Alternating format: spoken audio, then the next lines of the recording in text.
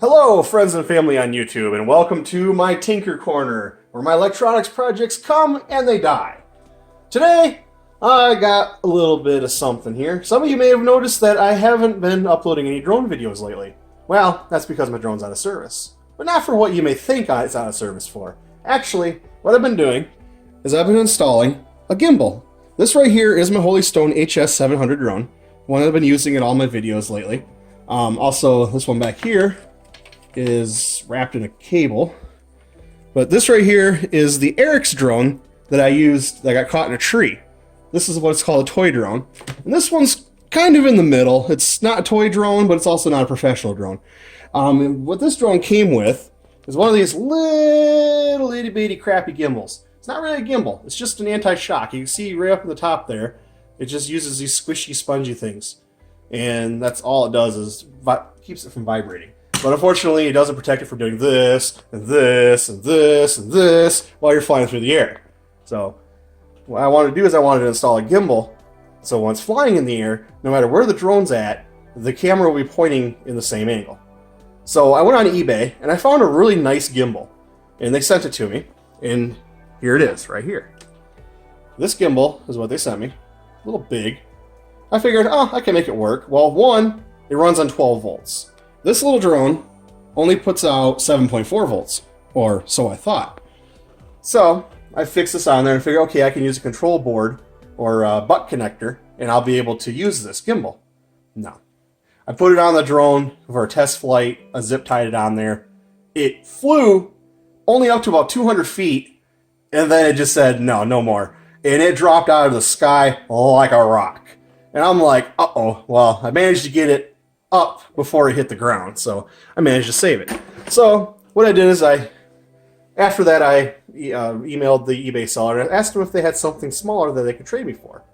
And they're like, oh yeah, we got something different, we'll send you something. And then I replied, I'm like, well, don't you want your old one back? And like, nah, you can keep it. So I got a free gimbal, and then they sent me this Walkera one.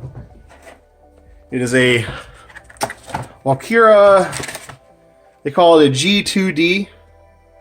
And this is ass backwards, so you really can't see it. That's the point of joys of using the front-facing camera on your phone. And it's a lot smaller. I have it right now. It's kind of hooked up. I'm still trying to get a power source out of the drone. Up here, there's a little plug, and it measured out to be 5 volts, not 7.4 volts, which is weird because this camera on the back of it says it's rated for 7.4 volts operating voltage, which is exactly what the battery for the drone puts out at 7.4 volts.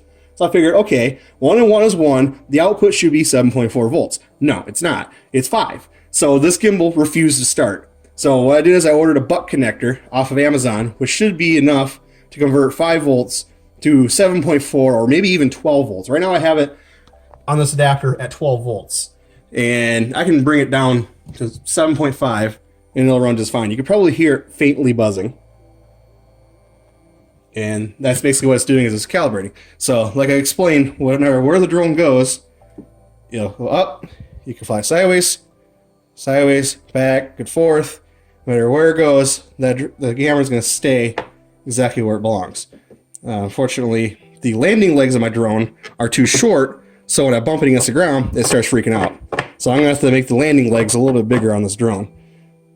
And I don't have a 3D printer, so I'll have to think of something. But for the meantime, I'm actually working on getting the electrical done. I'm going to hook up. I have, where is it? Just this crappy USB plug I tore apart. And I'm going to use this as the cable for the power source. And I'll probably solder on the butt connector right on the leads there. And that'll go to the solder board. And then I'm going to divide it. I'm going to have 7.4 volts going to the camera, which is what's supposed to have, not 5. And then I'll probably have 9 or 12 stepped up to the gimbal. And these batteries is pretty powerful.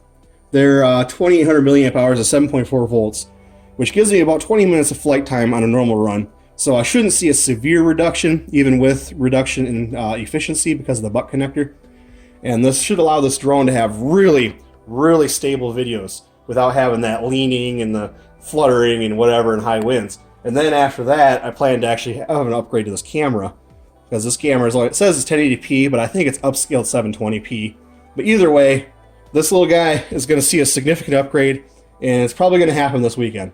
Now, I'm sorry for not uploading any videos lately. Actually, I've been wanting to get out, but the wind, we've had some wind so strong that they closed down the Mackinac Bridge.